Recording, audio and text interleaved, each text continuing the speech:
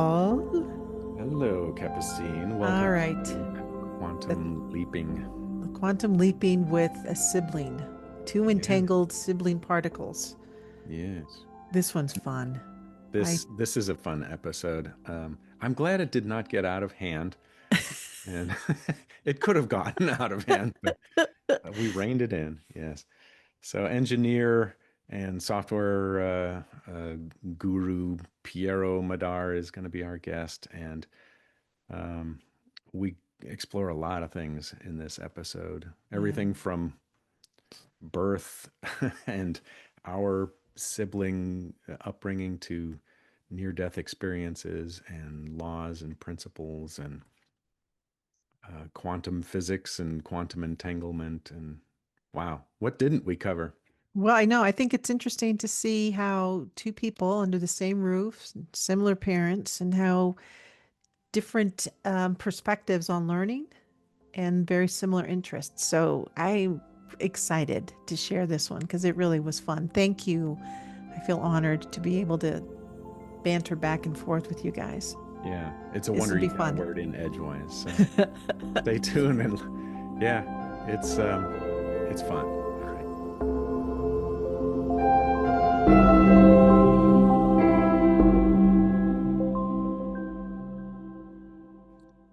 Good morning, Capucine. Good morning. How are you, Paul? Doing just fine for now. Well, because we have your entangled sibling particle that's going to Yeah, be joining us or yeah, is yeah. joined, has joined us, is with us currently. I am here. Good morning. Hi, Piero. Piero Madar. The brother of Paul Madar, one of the brothers of Paul Madar. The better looking of all three All or the in smartest? all rankings, yes. All rankings. Number one. Okay. Even Well, though I that am the middle child, so I can't be technically the first ranked child because, Oh, you that's are the the only lost middle child, aren't you? yep, that's one of me, the that's black a sheep. that's a Yeah. good position to be in. I am one of those. Oh, Well, so you're a I'm middle gonna child too? listen, Paul. Listen, we've got to get into this little Hmm. sibling entangled Oh, yeah. What are we here for? rivalry right from the beginning. Okay. So I've got to, you guys are going to have to go at it mentally here. Um, who's the smartest? Oh my God. I don't think there's any contest. No, there's no contest, but there is a story. Would you like to tell the story about that, Paul? Which story are we talking about? Or There's so many stories. the story of who's the smartest according to our mother. Oh, so I needed to finish that question. Right. What is, wait. Go for it. I don't remember this. So She ranked remember us?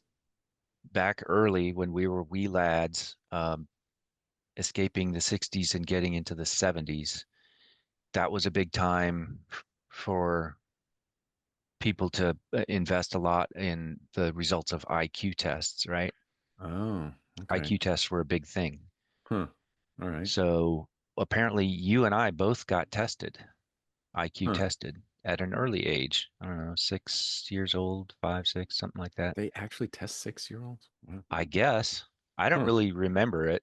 No. But my mother, I mean, in the story, she claims that she had us both tested and that we came within 1 point IQ score of each other. Uh-oh. But she would Wow. never tell us Oh, come on. who the point went to. Yeah, To her that's perfectly deathbed. her. To Yeah. her deathbed, she took it with her. Yeah. That's a smart mother Can on we one just point. split the On one, point and call it even? How about that? that's either is there strategy behind her not telling or Yeah. I'm sure she had read empathy? some articles about sibling rivalries and So Something. I was 88 and you were 89, so they're okay. yeah. Yeah. What do they say these Um, days? Six, seven, something like that. yeah. Great. Great. Now you've dated us now. Yeah. Great. Okay, so Piero is the smartest by 1 point. I All think right. is, but he is surmised that he is smarter by 1 point, Okay. That's the story that I'm which is a gonna good tell point, myself. Yeah. which is a Well, pretty we'll see big by the end point. of this show. Yeah. Now, supposedly, Pio is an expert on everything to do with quantum entanglement and quantum theory and quantum this and quantum that. Oh, No, nice. No, I think no. you got that wrong. I think you got the wrong guy on your podcast. I am Oh, just a person. I am just a humble servant. Yeah. I am a person who likes to read about things like that. They Uh, pop up on my various feeds all the time, and I tend to open the article and read past the headline on some of this stuff. Not that I can regurgitate it all, yeah. verbatim off the top of my head or anything. I have to look up stuff still because Well, like you soak I'm it in old. differently. You soak it in differently because of your engineering background. Like you should do a little bit of that. Like, what's your Oh, background? yeah. What have you Okay. done? So background. So aside from being just a regular person who hasn't really published anything, I'm not a celebrity. I'm just kind of like average guy Yeah. with a software Yet. career yet. Yeah, Mhm. maybe yet. Yeah. So oh yeah, the bio that I submitted to you guys, engineering Lovely. found me instead of me looking for it. That was just something that was baked into my genes from Yeah. the Oh very yeah. beginning. Um, I don't know how to express what the feeling was like, but I just had to build and create things with wires, you know, Yeah. wires Mm. and, You built and a computer electronic when you bits. were, I don't know, fourth grade or something. Yeah. Sixth grade, but That yeah, was 1976 though, or 1975. yeah, I still have that circuit board. Actually, I'm looking at it right now. It's like on my wall. I Oh remember my Yeah. many long nights wire wrapping this circuit board to actually turn out to be an intersil 8-bit computer, Oh, one of those. intersil CPU. Yeah. Oh, Yeah. yeah, one of It's those. one of Mine was those 9 bit. circuit So companies that didn't quite make it. You've like Texas Instruments or Intel, these yeah. types. So, but yeah, that was a fun experience. And so I guess that was signaling to my parents that this kid is destined for an engineering Yeah. school and a career. And that's what happened. Yeah. We all knew My that. You ended destiny up, got fulfilled. you went to Rose-Hulman Institute of Technology. That's right. That's a small um, technology institute in Terre Haute, Indiana. Kind of But they're famous. kind of famous. Yeah, they're consistently ranked like number one Yeah. undergraduate engineering school in the nation. I think they're a pipeline for either NASA or for, I don't I know, I'm would not be surprised. I mean, Starlink or one of yeah, those big things. yeah, Yeah. and they're doing very well. They've got a great enrollment and constant campus expansion, and they do a lot of good work in the community. And they have, venture incubator center over there, and Oh, so cool. yeah, Yeah. Well, Piero, one of the reasons why I thought it would be a good idea to have you come on is we've been doing a bit of three different episodes around education. Mm. And I thought, God, wouldn't it be great to talk to two brothers who lived under the same household, same parents, similar interests, but very different ways of learning. In some points, I mean, you guys probably have some crossovers, but I thought, I mean, how many people have so many ways of approaching a similar topic, um, and yet they're very close, and how many families and siblings do that? So Mhm. I thought, let's just talk about education from a standpoint of two different perspectives that probably have a lot of overlaps. But Yeah. like some of the interests that both you and Paul share are, you guys go for it. What are they? Well, I would call it quantum this and that, like the quantum universe, but I would also call it the connected universe. And our episodes have covered a lot of intuitive sciences and connection at the metaphysical level between things and consciousness. And I think Pio comes at it from more of a science perspective, the quantum entanglement perspective, or has read and researched yeah. the So sciency part of things. as an amateur article reader and scientist and aficionado of all that stuff, I like to make sure that we understand what the definition of quantum is, or the difference of the definition between you and me. To me, it Yeah, probably means something totally different than it does to you. probably. So, Yeah, like in the few classes that I took, quantum, the idea of what quantum is to me is it's a particle, or it's a entity or a thing that cannot be reduced any further. Like Yeah. that's its most basic form.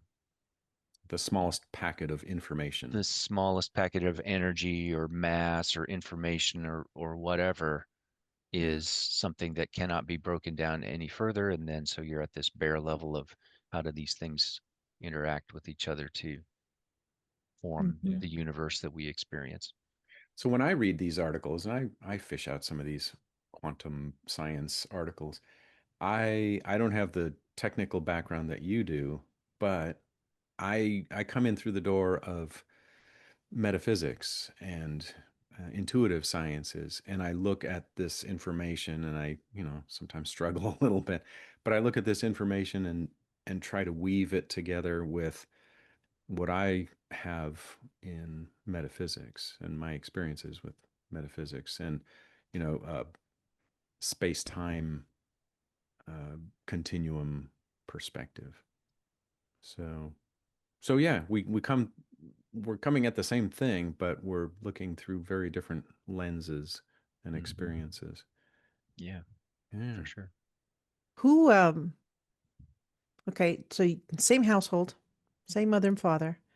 I heard one psychologist say that every child, even though they're raised in the same household with the same parents, are raised by different parents because the parents have changed even a little bit, even if it's a little bit, that they even will parent a little bit differently.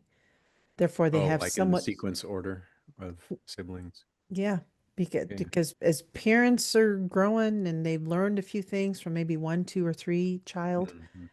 that they somehow they're internalizing it differently. But they become a different, somewhat of a different parent Yeah. to the other child. So did you guys notice that in your in Hmm. as being children? And then how did that or did that impact how you learned? Hmm.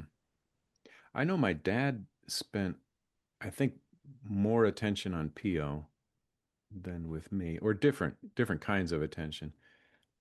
He kind of fed your hunger for technology. He would bring gear home from his job as a biophysicist.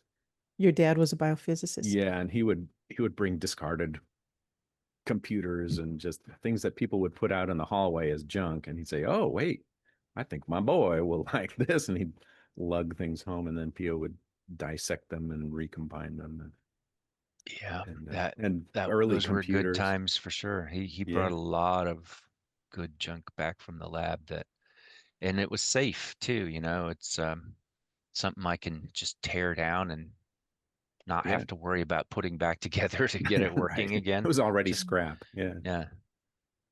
yeah. And So tearing it down into its quantum pieces. he brought a computer home. God, I don't know what year this was, but it must have been maybe 1977 or something, and it had this little tiny screen on it, a little monochrome screen, and we played Star Trek on it, and it was so clunky. It was almost as bad as Pong, but it was Star Trek on this little tiny computer, and I that was helped our write first that game. introduction to. That was a great game. You did. That was Okay. my intro to computer programming in Program. BASIC. Yeah, I remember that computer. It was an HP 85. It had the integrated keyboard and screen. It had a Yeah. tape program loader and a thermal printer on it. It was really Oh my, good. Yeah. Yeah. We used to stand it up on the dining room table. It had a stand underneath it. Yeah. Yeah. It looked very futuristic. I wow. think it made it into one of our movies too, didn't it? Into the $6 million Klutz, Not just as sure about that. background picture. Yeah. Yeah, that's a whole nother story about making movies, Super 8 movies Yeah. together. Yeah. There are some things out on YouTube if anybody is Oh my God. You loaded them up? well, yeah. Oh, Joe. Oh my gosh. So let's see. So another interest was your movie making. And, Yeah. Wow. Yeah, Wow. that was fun. That lasted a long time. yeah. Just now the two of you or your other brother? Other brother too.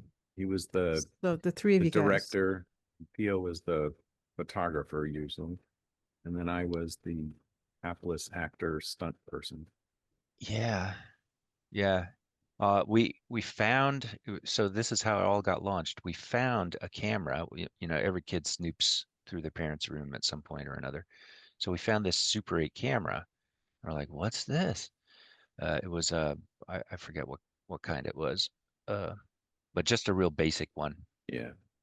Um, and so we made a few movies, with that camera, and we were totally hooked. And it went on for like a year and another year, and finally, I guess our parents, uh, took notice enough of it and were sufficiently impressed with the quality of our films that they invested Quality. in a real, like, expensive Super 8 camera, the Mhm. Sankyo, which we Yeah. had to drive all the way to Chicago to get it at what was that department store in Marshall Yeah. Fields or something like Marshall that. Fields. Yeah. Yeah, and then that was our big movie making camera, Yeah. which, And then we had to save up our allowance money and work money to buy the film and get it developed. And yeah, film was expensive, and man, that, yeah, yeah. that hurt. Um, but we also got a subscription to one of those filmmaker magazines like Super 8 or something like that. Yeah. Mhm. And they would have articles in there that I would read about how to do special effects, like, if you want to do a scene in reverse, like we did Paul. The scene was him jumping from the ground up onto a 15-foot porch roof. Yeah. But How do you in think we order to did that? make that scene, you got to obviously film it in reverse. So you got to, like, film it upside down or something Oh like my that. And God. Yeah. and Yeah. then when you get the film back, you You flip it cut both sides of around. it, flip You it cut both around. sides, you flip it around, and then flip it over so the sprockets line up again. And so you Yeah. got, when you play it forward, you get this reverse scene. Yeah. And So we Paul thought has that was to just fantastic. Paul I has to mean, jump off of the roof, 15-foot roof, backwards, right, land on my feet, and then walk away backwards after right, that. And I Way to kept falling go. over. yeah. And they'd say, You cut. couldn't stick the landing. Yeah. You could- Cut. Dude, you gotta keep it together, man. So Yeah. But then that's how you got hooked on stunts. And like, yeah. anytime we said, "Hey, let's make a movie," you said, "I'll be the stunt man. What do I Yeah. get to jump off of?" Um, Let's get the farm truck and drive it right at Paul, and then he can roll over the hood and then over the cab of it, and then right. Yeah. yeah, we'll film it. Hmm. So you So guys Yeah. were That's your environment. Did you say were you raised on a farm? Like you had yeah. land, I Yeah. mean, neighborhood, or what was So it? it wasn't a working farm. It was a former farm, I guess. They had a lot of yeah, space. we A had lot of barns space. and 8 acres of just kind of weeds and corn yeah, cribs and, Hmm. orchard and pigs and geese and yeah, an old barn there that you could chickens. pretty much do anything you wanted with. Yeah. So it was like a playground. It's a giant playground, yeah. So we got to experiment with a lot of technology. I eventually got into audio gear and sound technology, mostly from Pio, because he helped put together a recording studio out in the corner of the barn. And we built this thing and played music, but we also started recording ourselves. And that was an outcropping of the film stuff as we made our way into audio recording. But along the way, we both liked technology and experimented with sound and got our friends involved in it. And so that's been a lifelong interest of mine with frequency and sound, sound technology. So you guys were both like how many? Okay, first of all, you've got movies that are on YouTube that were made by the Madar brothers. Mhm. Is that what you're saying? Hmm. The Flying Madar Oh Brothers. my gosh, I have got to see these. Why did I not know about this? And you didn't Yeah. know about it, Paul. I sent Well, them I to know you the before, movies, but Paul. He has the links to them. I think they're private listings, so you can't, like, Oh, just oh, oh, search okay. YouTube for them, but good God. they could be made public if Oh enough my God, people. would that not be the funnest thing to do? We may Mm, have to do that. mm. How about once we're famous, then you'll make them public. You have to wait for the Yeah. thing. All right. All right. Okay. So then So your dad had an influence on you, Piero, by just stimulating your imagination, bringing stuff home, Yeah. and you would take it from there. How about Yeah. you, Paul? I pretty much the same time that he was going down the technology route, I was going down the spiritual yoga, breathing exercises, nature boy route, and I was meditating and communing with nature. Yeah, And you were a nature boy from a very early yeah, I age. embarrassingly wore moccasins all the time and had a He pet had a raccoon. subscription to Ranger Rick magazine. Hey, hey, what are you watching?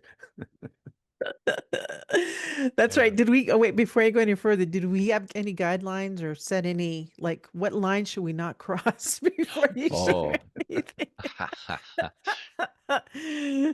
I have ultimate Moccasins, editing power. moccasins are fun. So, I can see yeah. the visual of the moccasins in the magazine. Okay, go ahead, Paul. he would wear the moccasins and go out into the woods and look for like skeletons in the woods, Oh my Sure. gosh. deceased creatures, and then he would bring back the bones and the skulls and everything and Hmm. prep them on the stove in some solution or It's whatever. not And weird. Oh my gosh. Not weird.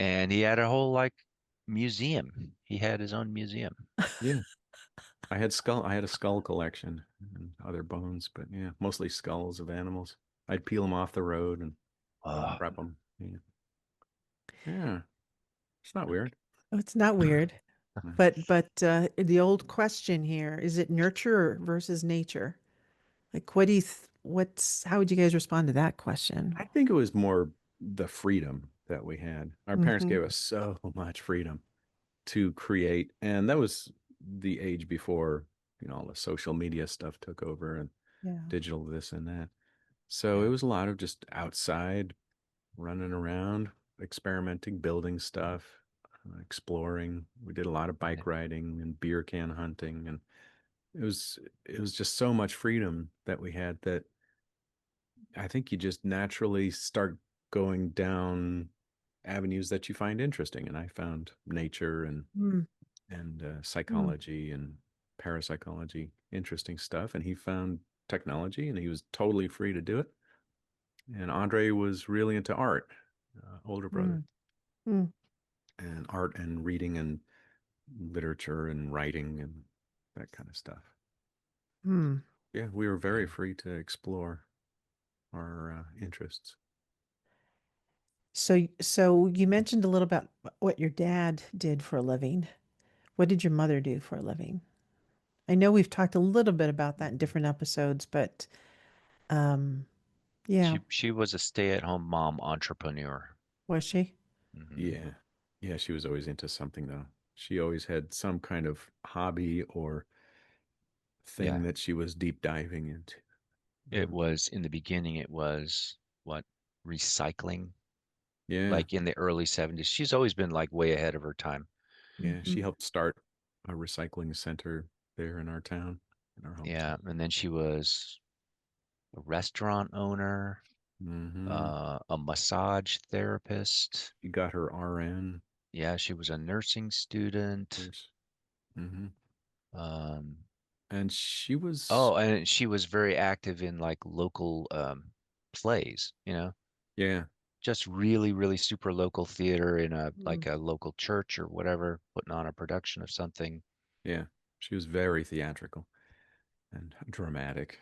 And yeah, Well, it sounds like both parents were just extremely creative in their own line of interest. yeah. They were so different from each other, and yet Were somehow they? they made it work. Yeah. And Hmm. gave us, both had thoroughly European backgrounds. So there was a lot of hands off, let the kids do their A- thing. and Mm. both only children. Oh, really?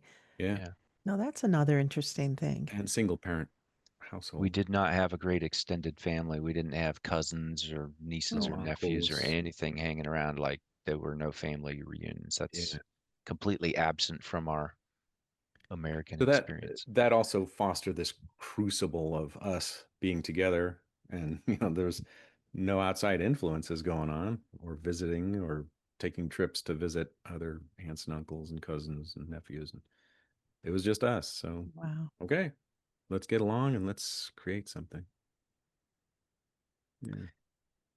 All right. So now I'm going to ask another question. As you guys were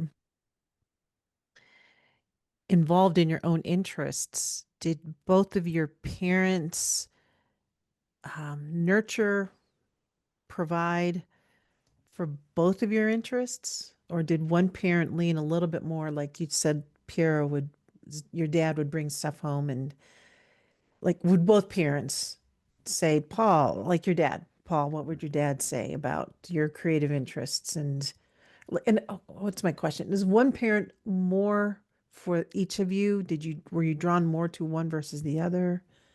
Yeah, I think I was more aligned with my mom because she was more into spiritual things and experimentation and more from an intellectual standpoint Mm, rather than experiential. I was a little bit more into the experiential part of it, and I would do, yogic breathing, and she would give me a book on yogic breathing, mm.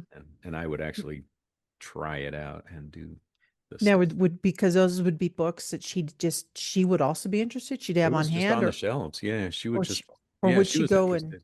Hmm. collect things for you because you said you were interested and she'd find them and then bring them back to you? A lot of it was just on the built-in bookshelves in the living room, just, Mm, the Tibetan Book of the Dead or Seth Speaks or um, psychology things or Mother Earth News. There was a stack of Mother Earth News mm, magazines on organic gardening, and it was just kind of there. And okay. we would just browse through things that interested us Mm. and take off from that. So, but I did more stuff with her. Like I visited the ARE Foundation out in Virginia with her and met ARE being the Association for Research and Enlightenment, Edgar Casey's foundation. okay. And that was, I met Hugh Lynn Casey there and went to one of his workshops. And so she was fostering that side of me. I didn't have that much to do with my dad. He was usually with Pio doing technological things. And I don't know what Andre got, uh, either both or neither of the parents. I don't know. We'll have to ask him, Yeah, get him it's on sometime. hard to say. Yeah, that would be a whole nother program. Yeah. That would be. How about you, Piera? Mostly your dad? Yeah, I lined up with him, like Paul says. Hmm. He just had this way of looking at problems, solving problems, looking at the world in general Hmm. that I adopted. Yeah. I make no attempt to hide that I've kind of carried up the same lessons from that I learned from him into my own fatherhood, of my Yeah. daughter. So Scientific approach, methodical, logical reasoning, a lot. I'm the even keel guy. So everybody's like up and down and upset and depressed and Mhm.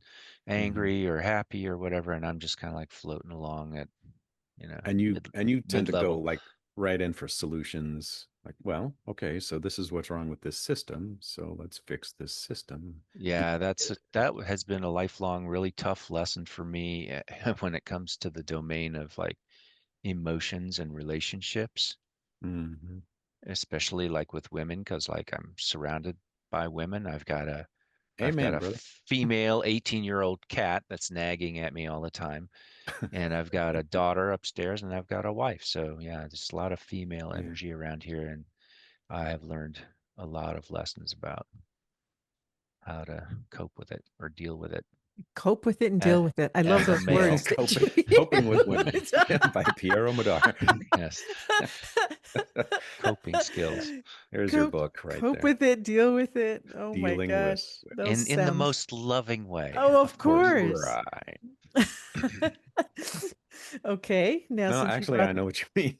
We've had many late night discussions, and we uh, we met up in Vienna this last summer and spent a while in Vienna at an apartment that he rented, and we had lots of late night discussions or early morning discussions about just life and people and relationships and emotions and Mhm. trying to get to the bottom of this and solve that. And Yeah, all in good time. It doesn't have to be done in the hour before you get on the plane.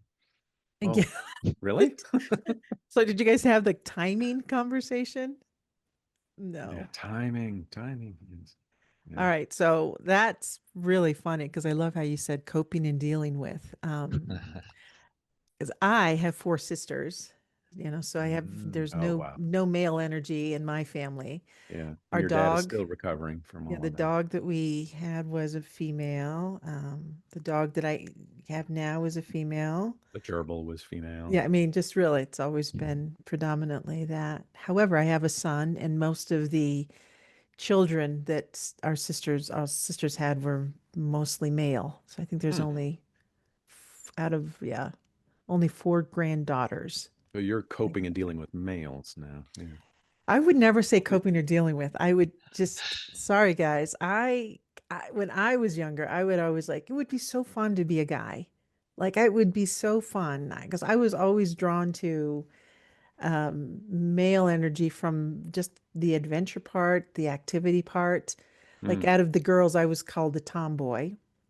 So Mhm. I was the lawnmower person. I'd cut the grass. I was called coach because I really liked playing sports. So yeah, I gravitated a lot towards male energy. Um, out of all the girls, I'm the least in my thoughts, the least foo-foo-y. Yeah. Yeah, if I could use that Have you? word. Okay, so we're going to go Yeah. into metaphysics here for a Yeah, second. let's do Have it. you ever had a past life profile where you were a male?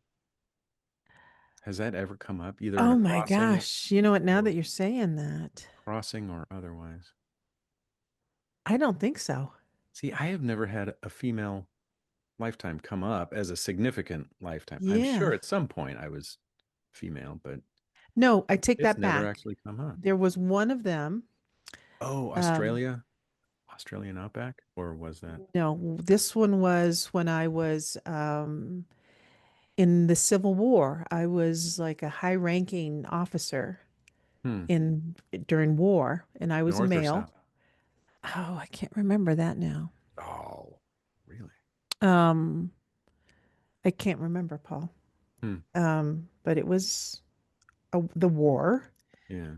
And I was high ranking, and I just remember the significance about that. It was a past life crossing with one of my dear girlfriends. We're still buddies. And that past life was just about me seeing something in this person who was at a lower rank than I was at that time, Hmm. and saw a lot of myself in that person. So I just kind of mentored that person. And during battle, I died because took a bullet for this person. Yeah. got in front of her and saved the person's life. So Hmm. that's the only one that I can remember was a male. I might have met up with you. It might have Could been have me that been. shot you because I was with the South and ended up starving in a prison camp. Oh The goodness. South. Yeah. Yeah. Well, so Well, okay, now let's turn that back to both of you guys. So your perspective, so we're talking different perspectives about learning. Um, how do you think your perspective and the intuitive science, intuitive research, how does that play into your sibling connection? we we read the same books very early on, the Lapsang Rampa series books. So that's rattling around in all three of us. Older brother Andre also, and mm, I kept on going in that trajectory of investigating the metaphysics. Pio did a little bit, I think, here and there, but his interest was really in technology and science. And but I like the science of the mind cognitive science stuff, and so that was the avenue that I ended up going down. But I because of that, I bring a thorough perspective of reincarnation to whatever I do. That's like it's just sort of baked in and Yeah. it's in there. And I think in terms of like, okay, this understanding from this lifetime and this quality from that lifetime, and it's just how I view the world in that continuum of consciousness perspective.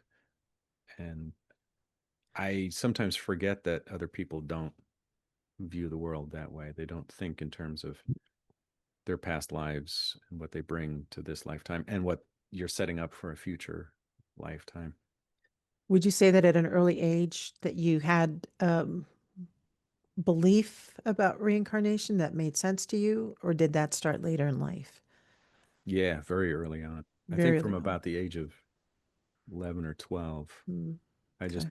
fully accepted it and thought, yeah, this is a fact. This is how things are. And Hmm. then I looked out through those eyes. I don't even know if it's confirmation bias that the things that I chose to read also confirmed that belief that I had set up.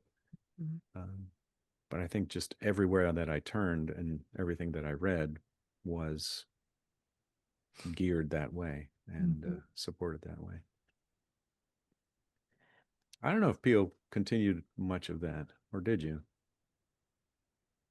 on the Um, sly? you know, yeah, you made those references to Lobsang Rampa books. I did read those books. And at the time, I thought they were, they introduced me to some concepts like that, such as reincarnation and transmigration of soul or whatever. Mm-hmm. I didn't really know what that meant, but it was, how can I put this? It just didn't set well with me, I guess. Hmm. Yeah, Um, enough that I mean, I was kind of pulling back from that idea just because it felt like, oh, these people are trying to circumvent the rules of the mm-hmm. physical world here and achieve Oh yeah, Yeah. enlightenment and jump ahead of the line and all of this. yeah. Mm. Yeah. Isn't that a S- convenient explanation for things? You just vault Yeah, into it's past lives. and Hmm. Yeah, it just didn't it wasn't congruent with my systematic type of brain thinking where, I'm thinking to myself, okay, so if this reincarnation stuff is what they say it is, like we're all just kind of going around and around hmm. in this system or this wheel. Like how do you get off that wheel? How do you go, Yeah, who's the rule maker who says, okay, you're done here and now you go and do this other thing? And that yeah, seems very systematic to me and like, oh, there's a system. Who made the system and why? What are the yeah. rules and how come we don't know the rules? And it just seemed very, I don't know, I would say haphazard. other societies have it baked in for thousands of years, and they've actually figured out a lot of the rules. And here in the West, we're just not taught that. We're not exposed to it, and so we think it's just outlandish stuff, um, Yeah. I mean, I bizarre didn't think it magic. was outlandish. I mean, it sort of, made sense at the moment of the time to my 12-year-old brain, I guess. Um, but then later on, I decided that uh, I didn't really want to invest a whole lot of energy into pursuing, this enlightenment stuff. I figured if I'm stuck in this system of the physical world and I'm, a particle in time moving through space time or whatever, I must be here. I'm probably here for a reason. I don't know what that is, Yeah. but I'm going to try and get the most out of where I am, what I'm doing right here and right now in this current situation. Yeah, So that means me participating fully in the physical world, trying to understand it, trying to, you know, get through life in the physical world without paying uh, too much notice to, how do I become more and more enlightened? Because I figure if I'm in this system and I'm doing these physical things and experiencing life as much as I possibly can, that is like my step to enlightenment. That's yeah. like one That is great big metaphysics. step. I Yeah, don't have to focus my life on being enlightened because my life is my enlightenment. yeah, I don't know if that makes sense or not. Well, it does. I'm going to add a couple things to that because there's the scientific term of scientific enlightenment, right? Hmm. There's a methodology there. And then there's that word enlightenment that's used in the way that Yeah, you, like the Buddha, right, spiritual just enlightenment. Yeah. right. describing that. But Mhm. you also had early on when you started to talk about your experience, I heard you ask yourself a lot of questions like, what are the laws? Who's the boss? Who decides this? What are some, Yeah. like, so what I'm hearing there are you are also, both you and Paul have this in common, is about your curiosity, and that manifests in the form of questions. What I'm always interested when I'm hearing the type of questions that people ask are, um, does that question mark then have a period at the end? Or is the question really opening up to something else? And I think that's where different perspectives constantly need to be coming in. So I think you asked to, like, there's, as I'm listening to your questions, some of your questions had assumptions to them, like the assumption that there were some shortcuts. So like there's an idea that Mm. you heard, like there's a shortcut to, if I believe this way, and that I think that comes from also other information that's been shared by different, because I've also seen that some people think that this is a shortcut, and I've always said there is no shortcuts ever, ever, ever, Hmm. and that people have to do their own work. However, I can also hear and see that sometimes people approach that process with, and it's become a little bit more narrow, that they have to only look at it a certain way. But I've also seen that process happens on, quote, both sides, if there's two sides. I think you're right that for a while the New Age movement got kind of a bad rap Mhm. because there was a lot of attempt to circumvent participating in the world. There Yeah. was like, if I just sit and meditate and om and do these breathing exercises and yoga, then I don't have to participate in the world and I don't have to mess with money and technology and anything else. I'm doing everything that I need to be doing. And I think that the movement got tainted by that kind of approach. Hmm. And now what we see a lot more is okay, it's integration, participate in the world and also have some kind of consciousness about it, be mindful about it. That's the mindfulness movement now. So you might be a software engineer, but be mindful in it and have enlightenment as you do your thing, as you do your work, and care for other people and be compassionate and that. I think it's much more integrated now than it was before. So I have this question for both of you. Paul, you kind of piqued this one. How does, or I'll just read it. How experience changes perspective. How does transformation happen? Is it experience or reflection or integration, connection or desire? Is it all of the above? Mm-hmm. Um, Give some examples of learning to handle I mean, things like like money, as you relationships mature through as you life, mature.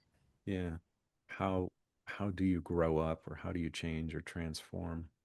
Well, because and again, I'm now speaking from my experience. Four sisters, we all probably have very different perspectives on religion and learning. Just like all humans do, we all look at things in a different way. Um, my experience, though, is that I, at a young age, I think, I became pretty hyper aware that experiences do have some impact on how change occurs. Yeah, yeah. So I was always interested in that perspective. And anyway, I'm Well, just gonna, yeah, that is a good point because sometimes I'm confounded that people can have seemingly life-changing experiences and it bounces off of them. It yeah. doesn't actually change them. It doesn't either a trauma or, an incredible, wonderful, eye-popping experience, and they're still the same on the other side of it. I think, haven't you been affected by this? No, no. It was cool, but just keep on chugging along like you. So what does make for a change inside of you? A change of heart or a change of perspective, or what do you think, Pio? I Because think you have to couple those moments with some sort of an emotional response. Mm. Like If you're how? going to leave a new neural pathway somewhere in your brain. I don't know, like uh, the joy, sheer joy that you feel when you have a spiritual experience, I'm sure will leave an emotional imprint somewhere Yeah, in your mind. That if you reflect upon it, I think that was one of the other things that you said contributes to um, contributes to the experience of life. That reflection period is important. Like after an emotional event that has kind of seared itself into your brain, and then you do a little bit reflection on that, Mhm. and you try and, you know, ask yourself, well, why did this happen to me? Or mm, why is this happening in the world? Or, and maybe put some effort towards thinking about how you might solve the problem, or if it's a problem, or how you might help others experience it if it was a joyful thing. Um, that goes a long way to embedding that in your mind and having it become transformative, at least I think so. So I think of Piero, it as from a um, let's see, you've used the word particles here, changing, or how did you say it? That it cannot be reduced to any other form, right? So mhm, it just cannot be reduced. So do you think that those are influenced to change then or organized. or organized in a different way? I'm missing the question, I think. Oh, I How? think I know where you're going. Like what? Yes, neurons in your brain can neural pathways can be shaped and changed, and um, it's very plastic to to have a different perspective. But is there something else, like the very fabric of your environment? Is that does that become changed and shaped also? Like what follows you around and what is surrounding you? Well, What is I mean, attracted to you, maybe? So will those things change? I know you're thinking, and I'm going to throw something else at you. Sorry about that. In my mind, I see this particle that's part of our construct, mhm. mentally, emotionally, physically. It's part of all of the entire system. So if that particle doesn't, it cannot be reduced to any other form, but does it migrate to others and then become something else? Does that particle have some sort of a field around it, or is it I don't, charged with something Hmm. right? and I is Or don't it know. I able or mean, is it to? is more like the association? It reassociates in a different configuration, and now that collectively presents itself as a different pattern of thinking, let's say. because Yeah, that would then influence change, right? Or that not yeah. influence, but do you see where I'm going with that? I just, I think so. I think maybe you're making the argument for, can there be emergent behaviors from systems of particles if they're acting together or under some external influence? Yeah, yeah, yeah. Um, I think that's true. Yeah, I think that, well, the classic example is um, flocking starlings, right? Or the, swarmings of fish or Mhm. whatever. mhm. One fish doesn't make a swarm, but when they swarm, they have these emergent behaviors that they wouldn't have if they weren't in a group of other Yeah, particles like this. that's a good example. Yeah. Yeah.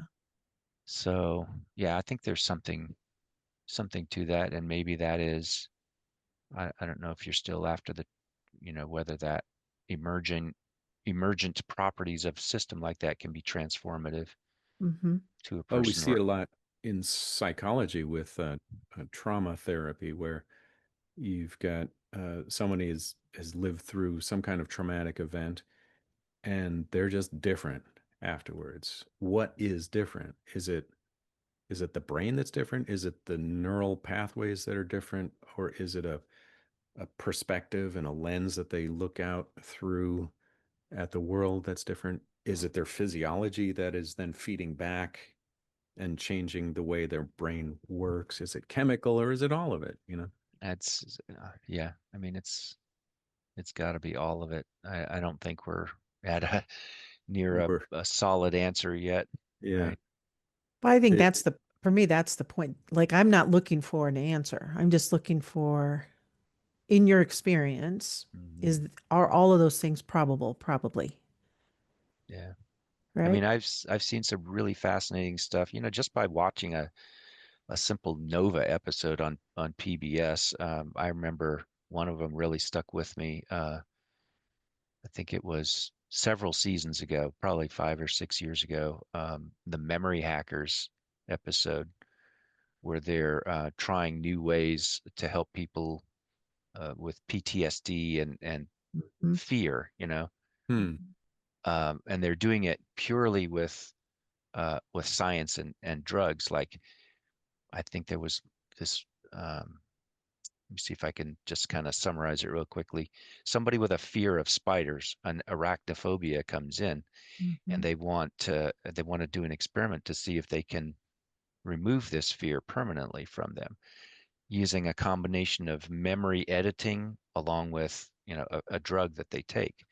So memory editing is this process where they stimulate a highly emotional response in somebody, this thing that they're afraid of, the spider, and then they give them like a neuron blocker. I forget what the drug was at that moment that they're experiencing this intense emotion, and it is able to wipe out the arachnophobia after a couple of sessions. They Hmm. had a fellow sticking his hand in a jar with a tarantula who in the very beginning, when they tested him first, he absolutely could not do that. He could not put his hand in the cage with the spider. Yeah. And then at the end, after several treatments of this emotional response with the blocker, he was able to put his hand in there and have the spider crawl onto his hand, and he's looking at it, and they're saying, "Well, what are you feeling?"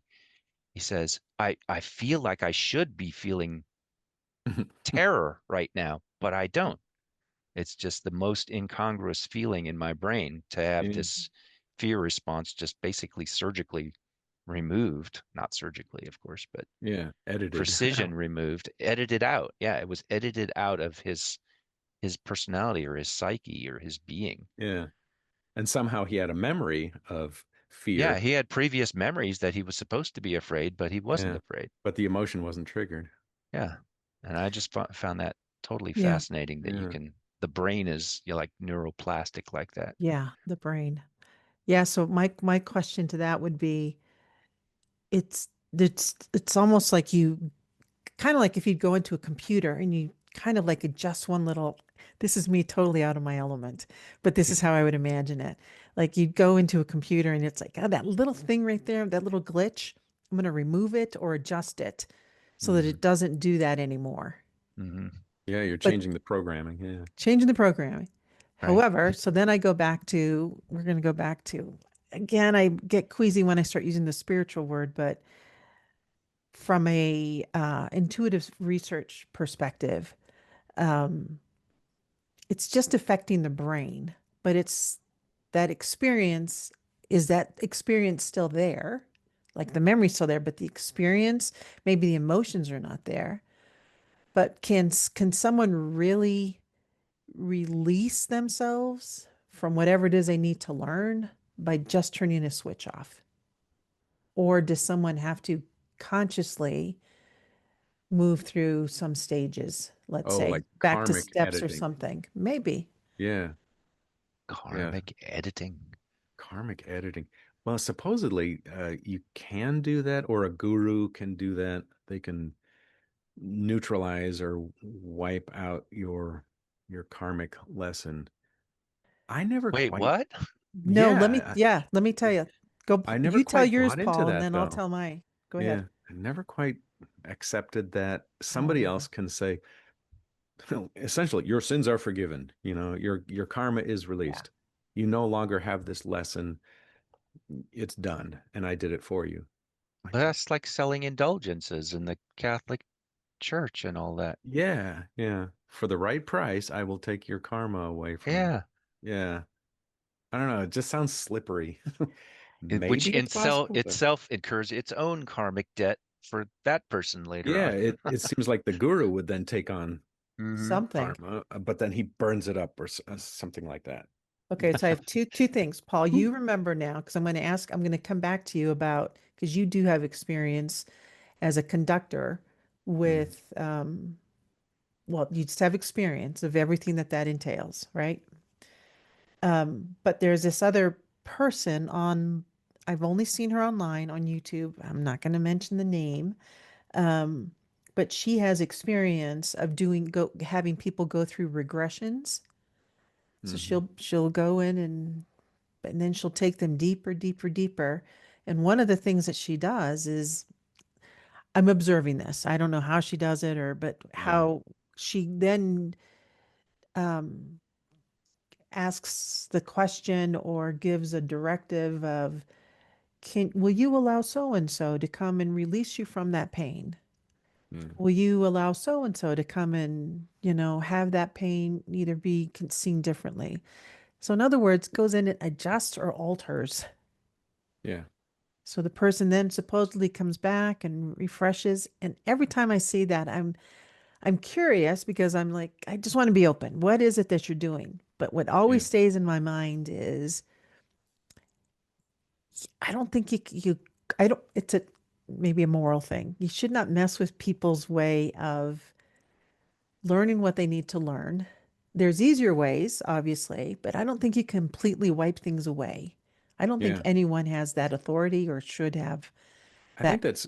it's really similar to hypnotherapy, very similar to So that. that was go back to you've got Yeah, experience in that area. yeah. Well, the essentials of hypnotherapy is you kind of suspend the conscious mind and conscious ego interference that is blocking change or transformation. You kind of move that off to the side and say, all right, let me just talk directly to the subconscious mind, like the machinery that is behind everything. And that machinery supposedly is what sets up the repeated lessons in your life. This is a repeated pattern. This is a established pattern. And if you rearrange that furniture in that room, in the subconscious room, then all the layers of the mind outside of that, in levels of density beyond that, they obey the subconscious mind arrangement that you reconfigure. So if you suddenly want to be good with spiders, or you want to let go of Quit smoking smoking. or Yeah. eating disorders, or you mess with the subconscious mind directly, somebody else does that on your behalf, or you can do it subliminally as well. And then everything outside of that in the conscious mind and the conscious ego falls in line and behaves according to that. That's the premise of it. And I think that's very similar to this idea of the guru changing your karmic obligations. Mm.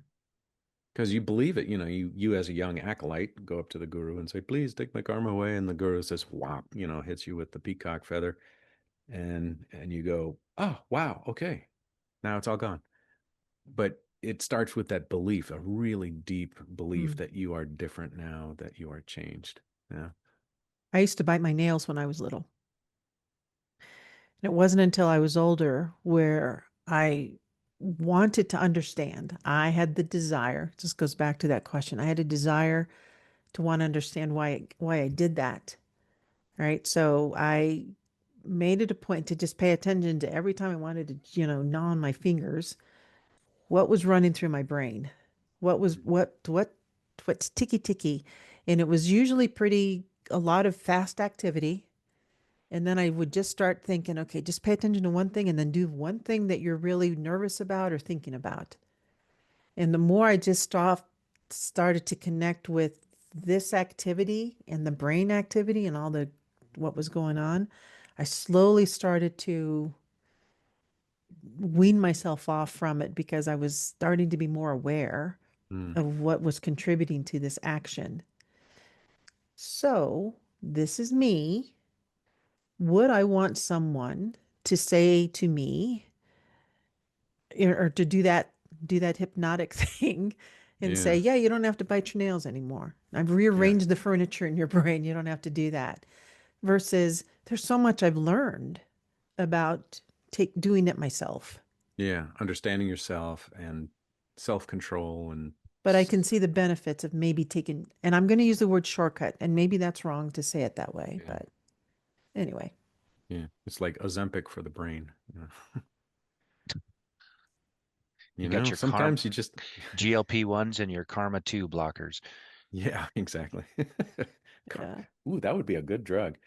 Mm. Karma blockers. no, Hmm. yeah. But I guess in the end, okay, Pierre, I have another question for you. So, do you believe in the spiritual world? What does that mean to you? I mean, that's a good question.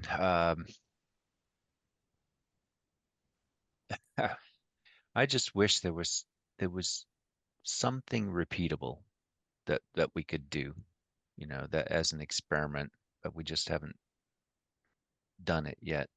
Um, What do you mean by that?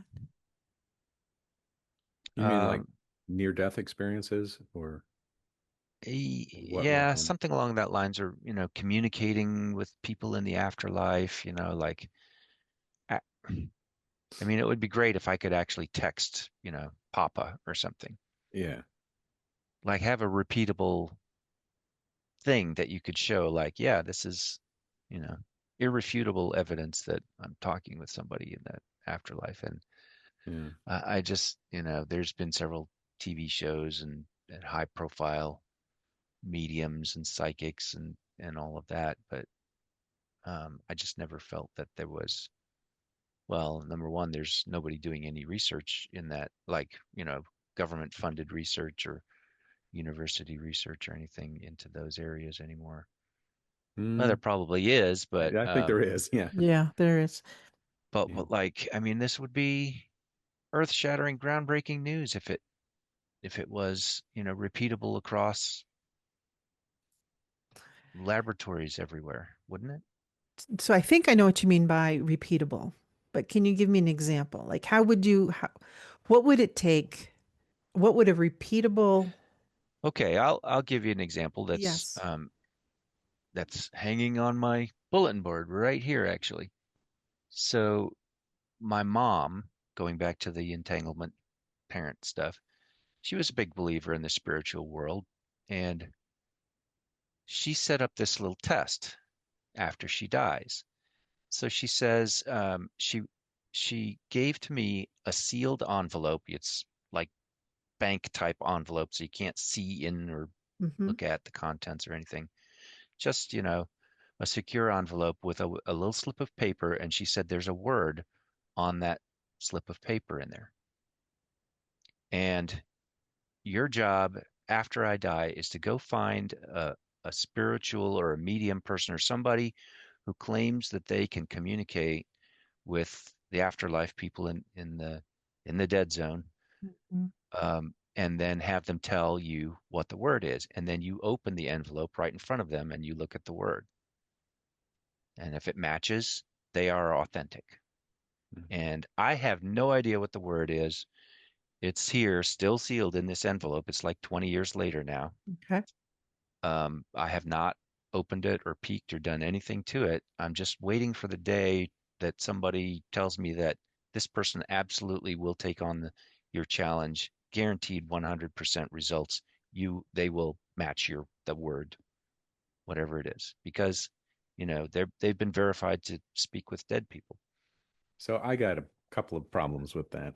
I do First of too. all, Okay, I 110% believe that she forgot what she wrote, what does it even matter? even before she died.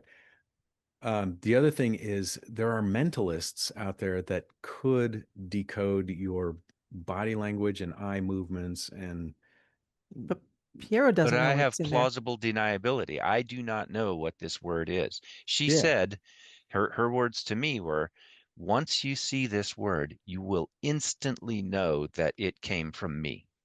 uh, yeah. You will know it absolutely cold turkey, no questions asked, that So it what would is happen if my you word. did find a medium and they did do this word and you'd open up the envelope and you go, ta-da, the word is this. And you go, wow, I'm impressed.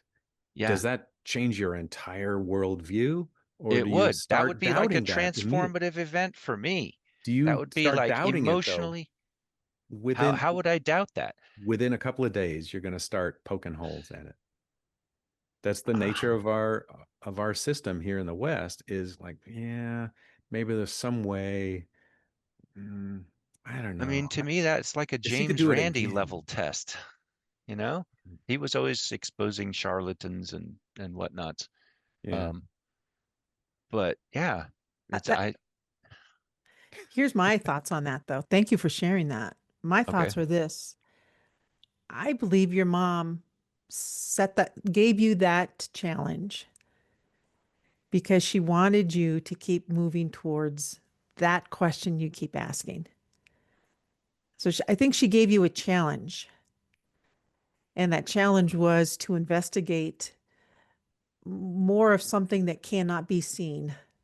Keep the mysteries alive. I Okay. think she gave you that challenge for a lot of reasons.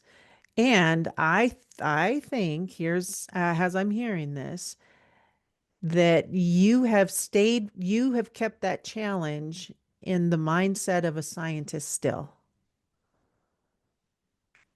Yeah. So Hmm. and I think both can be right. Neither one of your way of looking at it doesn't have to be right or wrong. I believe her intention behind it doesn't have to be right or wrong, but I think there was an intention to continue to urge you to um, look for that. And so both can be true, both can be right. And you're already anticipating, like, let's say this happens. Let's say it could be me. Let's say it could be Paul. And Paul says, "All right, this is what it says." It doesn't matter who the person is. Let's just say someone tells you. You're already going beyond that experience of whatever the word's going to be. You're going beyond that before it's even happened, and you're already saying, "And then I'll know." You can't predict that because you don't know what will happen.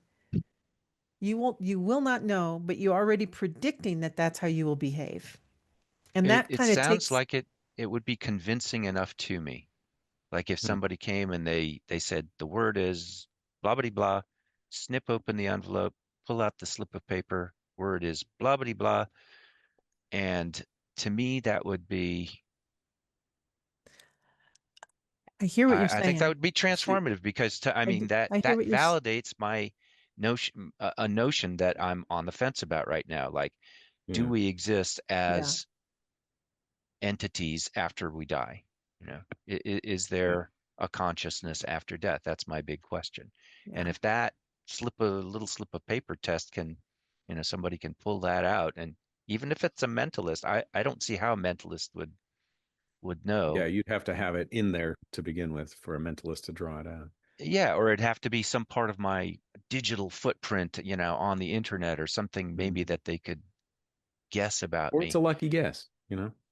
They go, the word is fuzzy, and you go, oh, it is. That was my first No. dog. Oh, it's fuzzy. Oh, great. Now I have to change all my passwords. Thanks, Paul. Damn. Oh. Well, listen, Now it's fuzzy zero I zero think one. Yeah. I think like your mom who said one of you guys is 1 point got the IQ 1 point over the other. I think your mom is a trickster and Oh, she definitely was. she's definitely giving you something Yeah. I think she's challenging your perspective. I think for somebody to change their perspective, it's got to be a constellation. There it is. There's There the it is. I envelope. believe you. And I It's think what fuzzy, if isn't it? it It's is? very Oh, Yeah, it fuzzy. hold it is. close to your head. There you go. Wait a minute. I Yeah, by your I head. can Right there. de-blur here. Yeah. What a fun thing. I think your mom was onto something. Mama's Mama's secret code secret card. code word. Yeah. Yeah. Okay. She Still didn't give sealed me a in the secret envelope. code word. She Well, but didn't? that I thought she Pa- gave one Mm, to everybody. Paul, no, it's because Piero's 1 point ahead of you. she ran out of Ah. code words by the time she got to me. You didn't have the responsibility of doing the one No, I point think she beyond. just figured, he already knows this stuff. Yeah, I think she's Already. giving you a He's challenge, already Piero. good with the beyond consciousness and the continuity of life and all of that. We don't need to dangle this in front of him for him to believe. Yeah. Well, I mean, the deal is that, I'm open to finding a person who thinks that they can communicate and who's willing to take this test. Okay, let me tell you something else here. Let me Amazing, ask you, not tell Randy. you. How many times have you intuitively, God, again, words. How many times have you picked up on a thought or a feeling and then it was later confirmed by another person? Uh, you Has mean that like ever happened? a coincidence of some sort, or like Call it a something coincidence. I, Something. I don't know. Let's say your daughter was in trouble, or your daughter, you kind of sense that maybe your daughter needed you for something. And then yeah, you I And mean, can't, I then can she pick came up in, when she's right? distressed. Everybody knows when she's distressed. yeah. See, that's what we would call part of this quantum connection Hmm. is where you sense there's some way that you sense through the ethers or through quantum entanglement or some mechanism Yeah, you can sense or twins can finish each other's sentences or intuition. Yeah, yeah intuition there is a connected matrix fabric of space and time Yeah. right. that man there's just way too many instances and experiences and evidence of that to Yeah, deny it. And most people have had experiences like that mhm. that can't really be explained scientifically yet. Not yet. Not Yeah. yet. That was actually one of the questions we were going to pose to you Uh, too. Like, what laws or universal principles like that mysterious principle, do you think we have not yet discovered? We seem to be in science, we seem to every once in a while we come across a new principle that we go, "What? Really? Wow. Didn't see that coming." But okay. All right, we'll yeah, add that into our little vocabulary here of science. yeah. I mean, from what I'm reading, physics is constantly changing and evolving, just like Hmm. a lot of other Yeah, things. biology did that, chemistry did that. Yeah, Yeah, in just new just the last information. 150 years. Yeah, Yeah. new information. You have to adapt your worldview and you know, what you thought was a law of physics might not be, a law. Yeah. Yeah. You just have to be open to um, looking at those types of. Well, like I know you and I both like investigating UAPs and UFO and entertaining alternative technologies like that, Yeah, or like oh, Schumann resonance, Tesla kinds of yeah. It is technology. fun to speculate on all of It's that very kind of fun to stuff. speculate.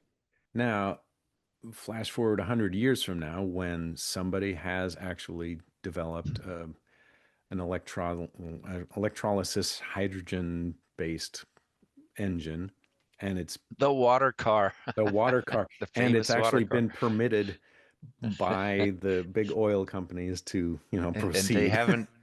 haven't disappeared the inventor. Right. They haven't squashed the inventor yet, or finally, big oil says, you know what? Why don't we switch over to big water? Yeah, we'll be a water company instead, and we'll get the monopoly on that. I've always wanted steampunk to come back. Steam was all water based, so Steam cars, yeah, yeah. they're pretty loud though. Yeah. So yeah, UAP technology. Let's say some of it leaks out, and we are able to get this element 115 and harness it. Unobtainium. Yeah, and we can harness the radiation, the instantaneous radiation, and we can channel it into these graviton funnels, and the whole technology thing. Sure. Is that a new technology, or is it an old ancient technology, or is it just off-world technology, or it doesn't really violate any principles? We just don't know about them yet. So that's what I'm thinking. This intuition science, intuitive reports, I Hmm. think it's a technology that is just not accepted yet. It's like the theory of bacteria. was not accepted for a long time. And then finally, 1870, somebody goes, let's go ahead and accept that. There As I really are these recall, things. that whole germ theory, I forget the fellow who did it, but Hmm. I think it was a presentation to a robust group of colleagues in like Copenhagen or something. And at the end of the presentation, you could hear a pin drop because there was nothing left to be said Yeah. at the end of his demonstration. He had conclusively proven that the bacteria is in the bloods and Yeah. through The his the whole thing with the experiments and bell everything. jar and yeah, Yeah, the vacuum pumps and all of that. right.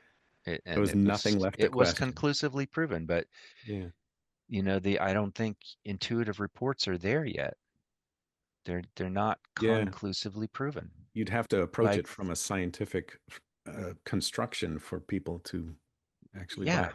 And and even then, with AI these days, people would go, "Yeah, that's a fake video. Pfft, that's totally fake." yeah, it could You'd be have to like, actually experience it firsthand, in person, right there in front of you, and it would have to be on something that you knew, like a code word in an envelope, yeah, for it to be proved to you. Otherwise, you just say, "Ah, it's fake."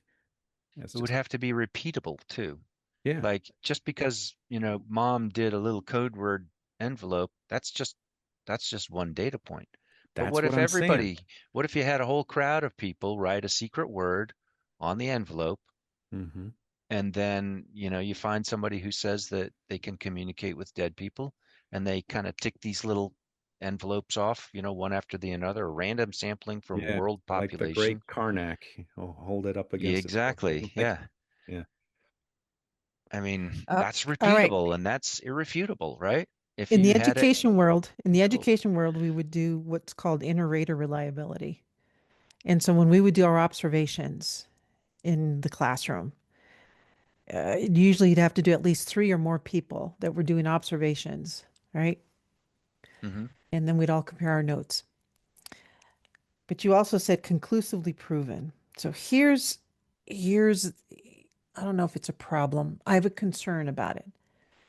My concern is that um, there's always going to be the individual that's participating hmm, that's going to have there's going to be a little bit of a meter that's going to go off or in a different direction. And it's I just think it's to have something conclusively proven. It's hard for me to imagine that anything ever can have a final period after it or even an exclamation point on it. yeah, Because I believe that things can be maybe proven up until that point. But I don't think, and this goes back to learning, I don't think things just ever just stop there. I believe because I believe in always things changing and evolving and growing. I don't think anything ever has a stopping point completely. And so maybe you, Piero, may have to convince me otherwise of that. But that's where my mind goes, is that things are always on a continuum at some point. And mm, so with this, and again, I'm going to use education terms, inter-rater reliability, there's always going to be individuals who will, even though you're comparing notes, there's still going to be something that people won't completely be able to agree upon because there's multiple perspectives still involved in that. yeah. I mean, Some people will always doubt. Some people will Something else. yes, back it up. I firmly believe that, especially, like in today's climate, in today's world, there are multiple realities that people adhere to. Yeah. Yeah, So I get that. Yeah. yeah. Simultaneously, you Hmm. can look at exactly the same evidence and go, "Yeah, that's Yeah. fake," You are or "Yeah, I don't experiencing believe the that." world in a completely different way than I am. So you Yeah, have a And different that's where I go reality. back to all of those things can be true. Both things can, different perspectives can have an element of truth to them that can still be true. Like yeah. going back to an experience for death when I was, what, 10 years old, 9, 10 years old, my grandfather died. And in the Catholic tradition, the rosary and the whole body was going to be spilled out the night before. I'm having a tantrum in the parking lot because I'm screaming, I'm not going in there. We used to call my grandfather Papa. Papa's not, and I'm saying this all in Spanish. Papa's not even alive. He's not even in his body. I don't need to go in there. He's not there. I was like, I know this for a fact. Like in my little mind, I knew, don't make me go see something where he's not even in there anymore. Mm. Hmm. And my other experience, a time went by, maybe a few months or I don't know how, but it was a close distance from after he died. He approached me in my dream. And then I woke up and then he was there. He was standing there at the foot of my bed, touched my feet, and he said, "You were right. I wasn't there anymore." That's all Hmm. he said to me. And then I've had multiple experiences in my own life about people in their death state that either dying or they come and say, "I'm leaving." And then even afterwards, there's still a level of connection that I have. And for me, it usually appears in a dream where I see their different stages of death and or dying and or after death. I am one person, right? Just one person who probably has similar experiences with other people that can relate to that in a dream sense. Then you have other people who see the mind in motion, like the sigh, the mind in motion, and they can hear things or they can see it. And then you have these quote mentalists. Mhm. So my experience is right and it's true. And I've had repeated experiences. So I'm the first person science in my own experience. Yeah, but you've had repeated experiences, each one of them different. Hmm. That's right. When you keep saying that you want the same experience over and over, I think there's a flaw to that. I I mean, I that would convince me beyond a shadow of a doubt, but I don't like you, I don't think it's going to happen. I mean, just because of this individuality aspect. I Hmm. don't know if there is any kind of repeatable experiment that could be conceived or designed even Mm. that could prove it conclusively. And so, what do you think if your mom was here, she would say to your answer to that question? I don't think she'd care at all, right? Would She's she got other challenge things you? to do. It's like, do you have Would any she German challenge chocolate you? cake? Would she challenge you? Would she give you something, another way of looking at it? Would she offer you a book? Like, what would she say about the way you are looking at that? Yeah, she probably would challenge it, but I See, mean, on her behalf, I would say, I don't think you've dug deep enough or in the right places for the proof that you're seeking or the evidence that you're seeking. I just don't, I think you've gotten, sorry, but a little bit lazy with looking and finding. well, no, to be fair, I have not actually been searching for a medium or a person to take up this challenge. Yeah. Like I said, it's just sitting there tacked to the wall for 20 years. Yeah. It makes a good story. Right. If somebody like rises up in the consciousness of the world and like who was that guy in the 70s? Um, um, sh- Uri Geller. Uri Geller. Oh, Yuri yeah, I Geller. remember Yeah. him. Remember him? Mm-hmm. So he was on TV and he was on all the talk shows and he was a Yeah. rising star and he was a Yeah. um, magician basically who was fooling a lot of people. But he was there in the consciousness and everybody wanted him on their shows and whatnot. Right. Right. So if Yeah. there's somebody who like, a modern day person like that who's sort of like, yeah, I'm a medium, I'm a spiritualist, I can absolutely, 100% relay messages back and forth. Remember the movie Ghost, right? Mm-hmm. Yeah. With Whoopi what was her? Goldberg. Yeah, Whoopi Yeah. Goldberg, and um, she was reliable enough that he kept on going back to her, and hey, you got to pass a message to my wife, do the penny thing and all that stuff. I mean, that was clever. Um, if there was a person like that, like in the modern world, who became notorious for being able to, You know what? I'm going to tease you, Piero. So okay, this is all coming from great teasing. You sound like a guy who is looking for the perfect wife. or the person. If I only they had have the all these, perfect wife. yeah. Or even when, like, I'm going to say this about Yeah, my if this ex-husband, was the like, evidence, yeah. you know, my ex-husband, when we were going through therapy, he had all these requirements. Okay, has to be a man, has to have this many degrees, has to do da da da da da da da before I even consider going to therapy. Sorry, Hmm. Mhm. Brad, I'm just kind of spilling Yeah, some beans on us.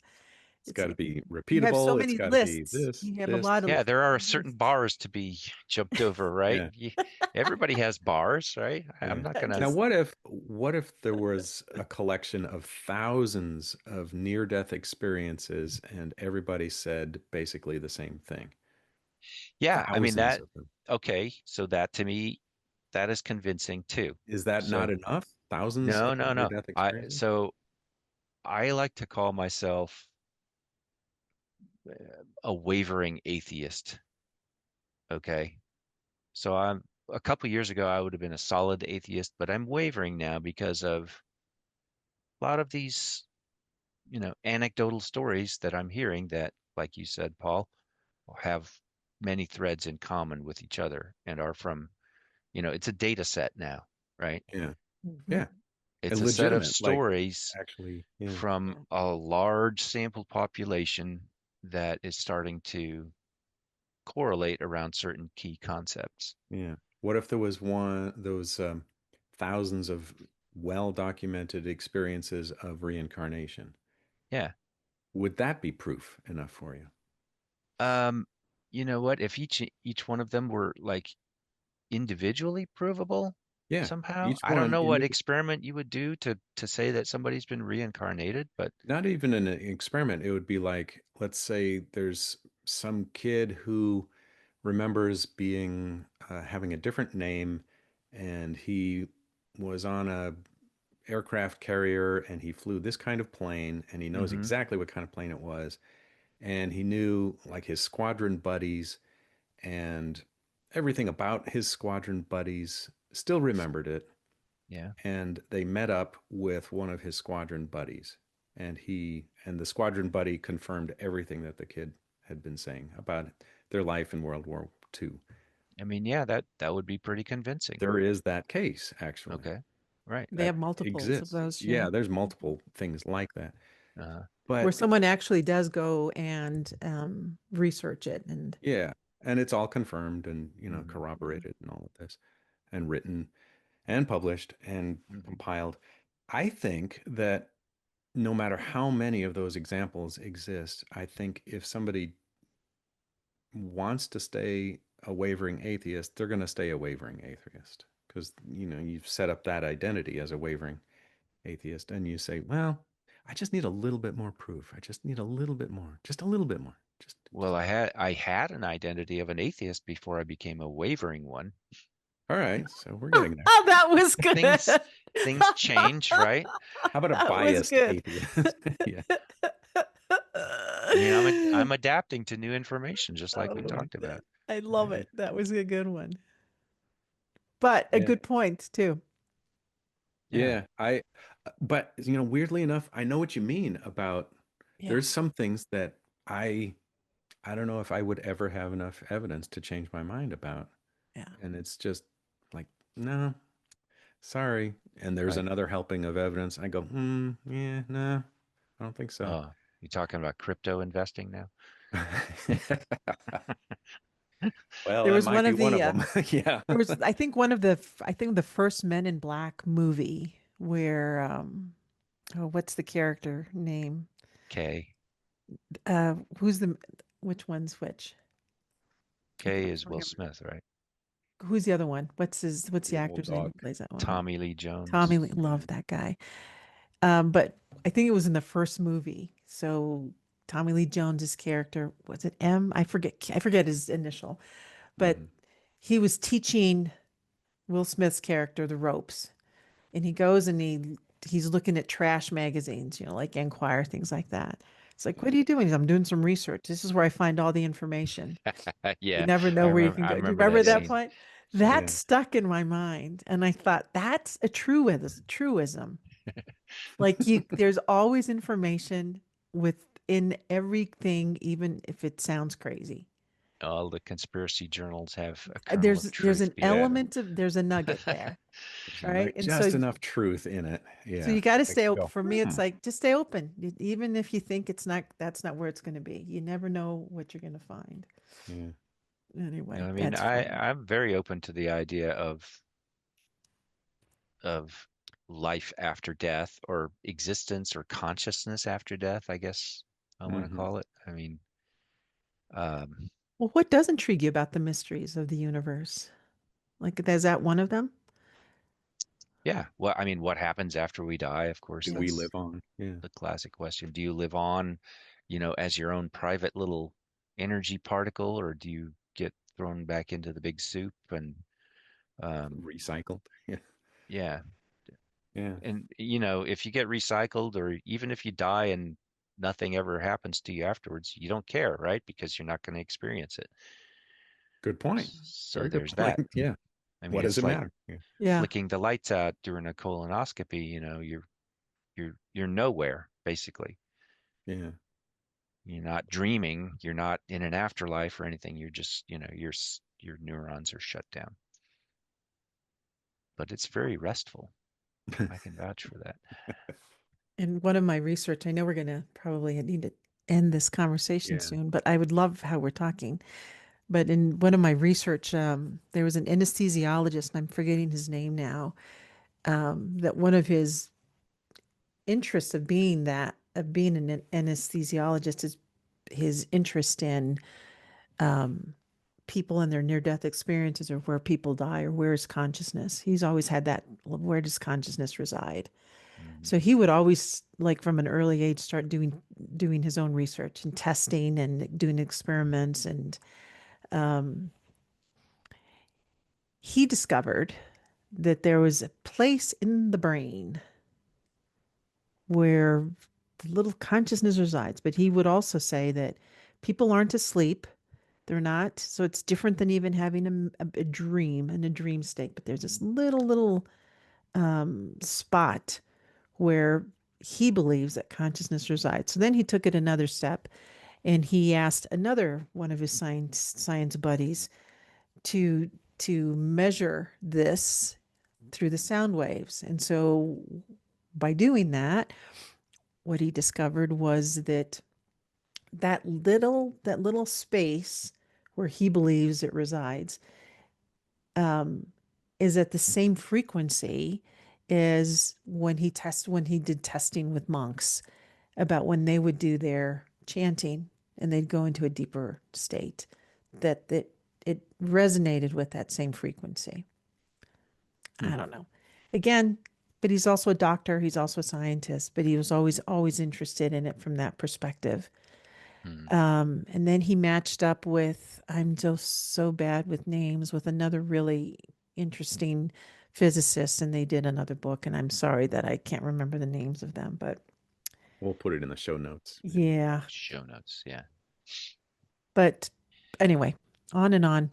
Yeah. Um, I mean, that brings up that eternal question. The follow-on question is like why? Why are you here right now? Why am I here? yeah, Why yeah, are we doing any of this stuff? Who's sending us here? Are we planning our own lives beforehand to Hmm. say what lessons we have to learn and pick up on this karmic cycle? And why? Like, yeah, Yeah. why are There's we a have why do we have to learn all this stuff? Like, everybody's marching around on these karmic wheels collecting all this information. Is somebody reading the information on the other yeah. side? Is There's a somebody there's a digesting it teacher somehow? there's a teacher on the internet, but he's a big famous guy in India named Sadhguru, and he I remember watching some video that he did, and somebody asked him, "What is the point of all of this? What is the point of life?" Yeah. Big, huge question. And he Why do just we have kind to of come here chuckles. to suffer? Yeah. Well, he always chuckles and he says, "Oh, we are all having a human experience, right? So maybe just the point of this human experience is to have a human experience and just leave it at that. However you play that out is your human experience. You know, you might Mhm. be searching for wealth and power, or you might be searching for enlightenment and spiritual fulfillment, or you might be searching for A good uh, relationship. Mhm. the Yeah. perfect relationship, or you Yeah. might be wanting a family, or you might be, you know, whatever is your playground. It is a human experience for a little while. Get on with having a human experience. Essentially, that's what he was saying. Mhm. Shut up and stop asking. Yeah, it's very individual. It's so individual, whether it's karmically based or, Yeah. you know, choice or nature nurture. Who cares? Get on with having a human experience, and, you know, try not to do any harm in the process as well. Mhm. So But I, Well, I that, I think might mean, be that's that why I simple. chose engineering, right? I'm going to have as much of a Mhm. human planet physical world experience as I possibly can. Yeah. Yeah. Yeah. Participate, engage with life, Mhm. and call it a And I day. think that's the wheel that keeps turning. Like if you are engaged in life and you are asking questions and you're listening to other people and you're intrigued with your dreams or not, I mean, whatever it is, or if you want to just create a good atmosphere for your working environment, anything that moves you out of yourself, but still kind of bounces back at you. Like, am I making a difference? Am I doing it right? Is there another question I need to ask? Yeah. That's the wheel, I think, that keeps us chugging along. And that's Yeah. that's why I signed up to be a STEM mentor in the robotics club, with the Mhm. local high school kids. Yeah. I've accumulated some knowledge and I think I can help some people out by maybe passing some of it on and Mhm. Yeah. changing somebody else's life, and that's very rewarding and fulfilling to me. Yeah. Maybe it's that fulfillment, um, is what we all seek somehow. Maybe, yeah. Fulfillment Okay. of whatever we set out. So Yeah. for both of you, I've got a closing question here. Any practical suggestions based on your experience for new or seasoned about the quantum universe? Like where you are at today, what little nugget would you want to share? Suggestions. The quantum universe. Suggestion for the quantum universe. Suggestions for For people exploring it, to explore. experiencing it, Yeah. Uh, navigating it. I would say don't believe everything you read on the Good. Well, internet. Yeah. Yeah, come yeah. at it with a little bit of critical thinking skill. Yeah, I that's a would good quote one. the Buddha and say, don't take my word for it. You have to experience it for yourself. Yeah. Mm. That is the best evidence of anything is personal Yeah. experience. Yeah. Which leads to personal realities. Piero, are you going to come back with us? Should we get the other brother? Oh Oh my Um, God. man. That would be a trip. Have Andre on here too. because we're Uh, also going to be discussing our next episodes or cycle of all thing birth, life, and death experiences. Yeah. The We're whole going to dive fourth into season it is on a going to be lot of different life and death. ways.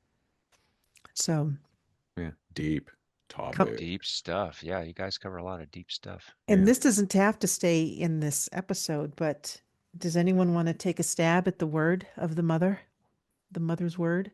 I think it was fuzzy. I think it's fuzzy. Fuzzy. Paul says hmm fuzzy. hmm Okay. I'm surprised you haven't torn Uh, that thing open and just no, I'm not like, gonna tear it what open. is And this? Oh, I Sapphire? love it. What is I love it. sapphire? Yeah.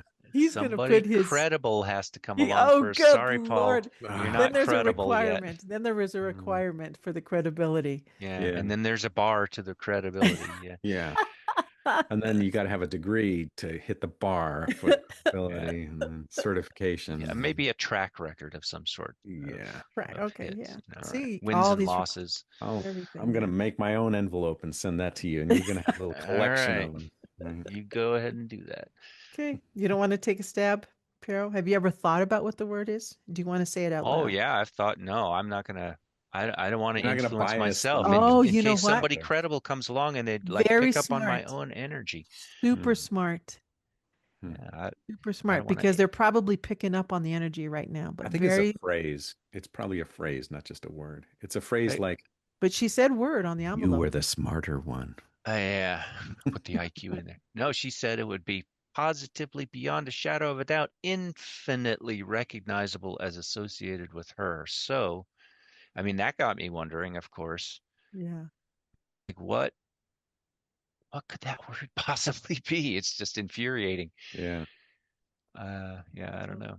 you All are right. hilarious that Well, you've if you not die opened that before me, I'm envelope. turning that thing open, and Yeah. Okay. Yeah. Yeah. Is that in because the I gotta will know. somewhere? That's got to be in the will somewhere. I gotta know. Well, maybe I'll give you my own envelope, Paul, and then Yeah, let's have trade Oh, that envelopes. would be a fun game. have Yeah, it yeah, yeah, yeah. sealed up. Yeah. It has to be something that you have no prior knowledge of. Okay, You guys are fun. we'll We'll figure have it to out. continue this conversation again. Thanks, All right. Piero. Thank you for Yeah. joining us. Thank It's you been all. fun. Later, alligators. All right. Goodbye.